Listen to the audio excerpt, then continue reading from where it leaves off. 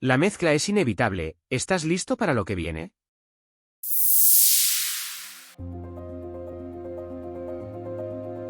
Esta es la sección del canal dedicada a inducir el pensamiento crítico a través de la controversia, el cambio de perspectiva y un enfoque didáctico que nos guíe por los caminos de la conciencia humana. Hoy vamos a hablar de la inmigración, un tema complejo, sensible y a veces incómodo, pero necesario. ¿Es normal que el kebab sea hoy comida típica en Alemania? ¿Que el mejor tikka masala esté en Londres? ¿El mejor sushi en Sao Paulo o una pizza inolvidable en Buenos Aires? Es el resultado natural de la mezcla de pueblos, de la movilidad humana, del mestizaje cultural. Sin embargo, muchos aún piensan en identidad con etiquetas rígidas, nacionalidad, pasaporte, idioma. La realidad es mucho más fluida. Pongamos algunos ejemplos reales. Luis, nacido en Jaén, vive en Barcelona desde los 5 años. Habla catalán, vibra con la diada y sueña con una república independiente, no se siente español, pero sí europeo, y por encima de todo, occidental. Antonio, nació en Quito, pero vive en Madrid. Se siente profundamente español, ama la historia del país, sus símbolos, su lengua. No confía mucho en Bruselas, pero se reconoce como hispano y se emociona con la cultura de Cervantes y Goya. Elie, vive en Toronto. Nació allí, sin embargo, no se siente canadiense, se define como libanesa, cristiana maronita, y también occidental. ¿Qué nos muestran estos ejemplos? Que la identidad no se reduce a fronteras políticas, es una construcción emocional y cultural, y que no hay respuestas universales, solo formas distintas de pertenecer.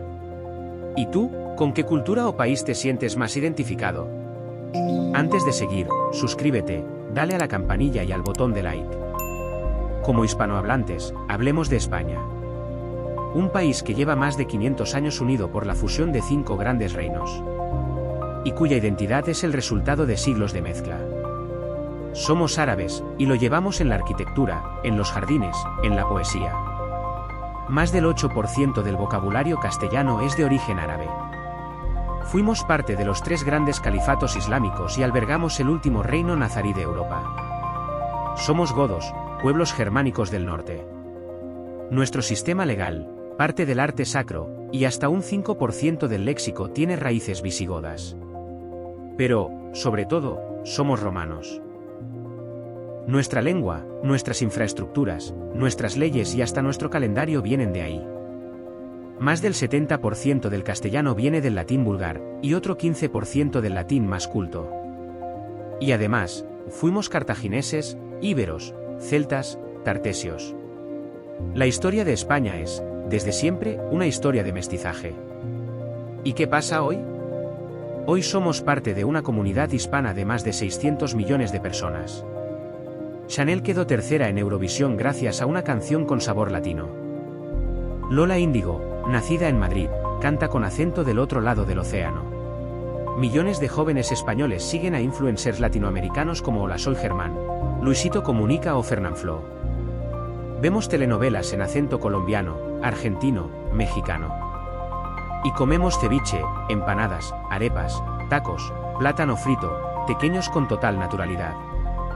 Incluso en la selección española, un jugador nacido en Países Bajos, otro en Francia, de origen marroquí, otro de Ghana, y la otra mitad son vascos.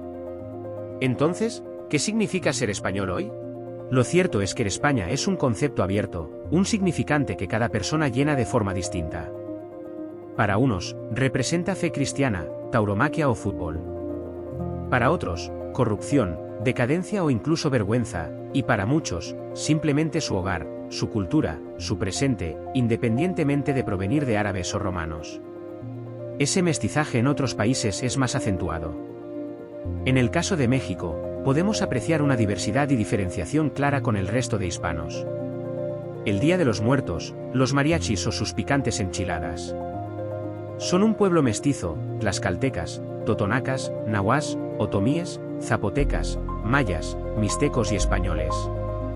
De nuevo, estamos cayendo en una simplificación, porque también entraron los franceses e impusieron un emperador austríaco, aunque México nunca fue parte formal del Imperio Austrohúngaro. Y en el presente, es una prolongación económica y logística de los Estados Unidos. O veamos el caso de Uruguay. un país con 4 millones de personas que no puede vivir sin un termo bajo el brazo y un mate en el otro. Amantes del fútbol y de los alfajores, que tiene 3 veces más vacas que personas. Se consideran una mezcla de españoles e italianos, pero de nuevo es un símbolo simplificado. Olvidamos la masacre de los charrúas en el siglo XIX, su pasado como provincia del Brasil, y el rol clave de la mediación británica en su independencia. Con todo esto quiero darte 3 importantes mensajes. Primero, todos somos mestizos. Nuestra sangre, nuestra lengua y nuestras costumbres son el resultado de milenios de mezclas, migraciones y adaptaciones. No existe una identidad pura, solo relatos que elegimos creer para sentirnos seguros y parte de un grupo. Segundo, todas las naciones son inventadas. Son construcciones históricas, políticas y emocionales que se moldean con el tiempo, no verdades eternas ni naturales. Veamos el ejemplo de Turquía. Hasta hace un siglo, no existía Turquía como nación. Era el Imperio Otomano, un mosaico de pueblos, lenguas y religiones que abarcaba desde los Balcanes hasta Arabia. Tras perder la Primera Guerra Mundial, ese imperio se derrumbó y se inventó una nueva identidad, la del turco moderno, laico, occidentalizado gracias a Atatürk, aunque para lograrlo, se borró todo lo que no encajaba, la herencia griega, armenia, kurda o árabe, e incluso se cambió el alfabeto y la historia se reescribió. Es curioso que, según varios estudios genéticos, a pesar de la ingeniería étnica llevada a cabo en el siglo XX, solo entre un 6% y un 15% de la población turca actual tiene ascendencia túrquica. La mayoría proviene de poblaciones de origen griego, armenio y kurdo. Y casos como este hay muchos. Indonesia, con más de 300 grupos étnicos y miles de islas, conforma una sola nación bajo una lengua común y una bandera compartida. Pakistán se escindió del Raj británico, una India musulmana diseñada por Jinnah con una identidad forjada entre el Islam, el cricket y el biryani. O Nigeria, una potencia africana en desarrollo, con su propia industria cinematográfica, Nollywood, numerosas etnias como los Hausa, Igbo y Yoruba, y una mezcla viva de cristianismo, islam y religiones tradicionales, entre los mercados vibrantes de Lagos y Abuja. Como veis, dibujamos líneas en un mapa y dispensamos pasaportes como si fueran a durar para siempre. La mezcla de pueblos y la creación de nuevas naciones continuará inevitablemente. Hay territorios que nunca han existido como estados independientes, véase Cataluña, Kurdistán, Papúa Occidental, Sáhara Occidental, Uiguristán, Valonia o Ambazonia, pero nada impide que, en el futuro, estas naciones puedan llegar a existir.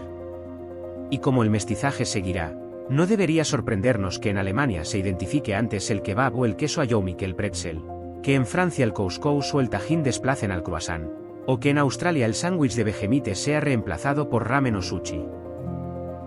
Ahora bien, no toda mezcla es armónica, y no toda integración es automática. Conquista, colonialismo, vasallaje, esclavitud o rendición son también formas de contacto cultural y todas, profundamente violentas. Pero si aceptamos que el mestizaje es inevitable, entonces debemos aspirar a una armonización cultural, que solo es posible si lo hacemos dentro de un marco claro, con reglas compartidas que eviten que unos impongan su cultura o su religión sobre otros, un marco donde no haya dominantes ni dominados. El marco de referencia al que me refiero no está basado en ninguna religión o cultura concreta, sino en unas reglas que, allí donde se han aplicado, han elevado el desarrollo humano de forma medible y sostenible. Esos principios básicos son un Estado de derecho laico, donde las normas no dependen de dogmas sino de consensos racionales. Libertad de expresión y de culto, como garantías de pluralismo y pensamiento libre.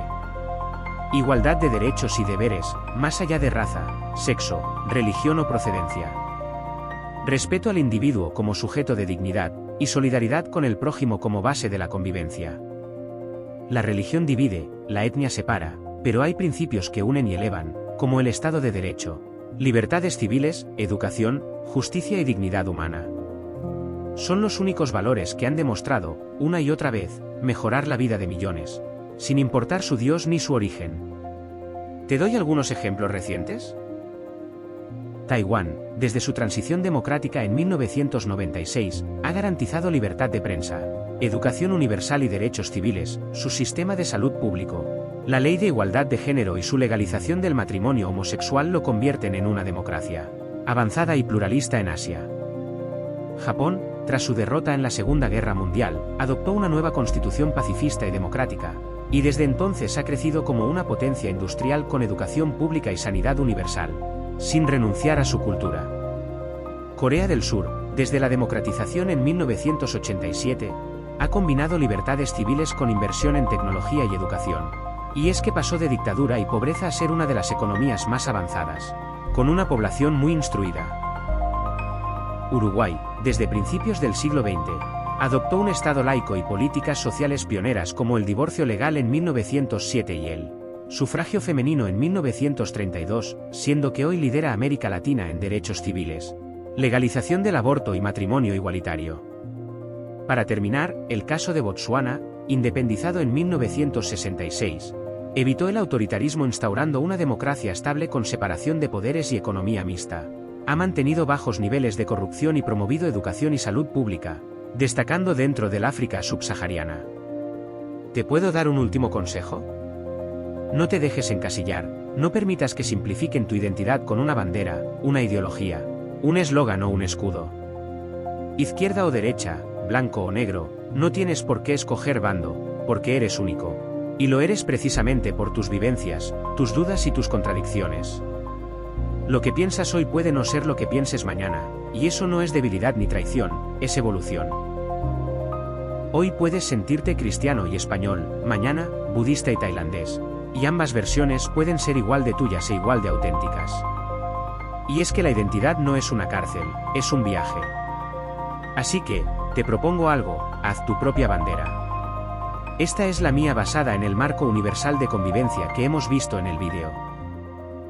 Los libros más destacados para abordar el cruce de culturas son El amanecer de todo, donde se desmonta las ideas simplistas sobre el origen de las civilizaciones, ya que si crees que siempre hemos vivido bajo jerarquías o que la desigualdad es inevitable, necesitas leerlo.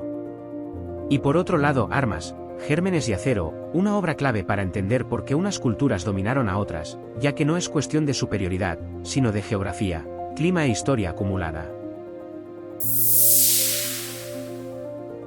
Si te ha gustado te recomiendo mi obra, El sueño de Brahma. Novela histórica ubicada en el siglo III a.C. entre la India y Persia. Muchas gracias y hasta el próximo vídeo.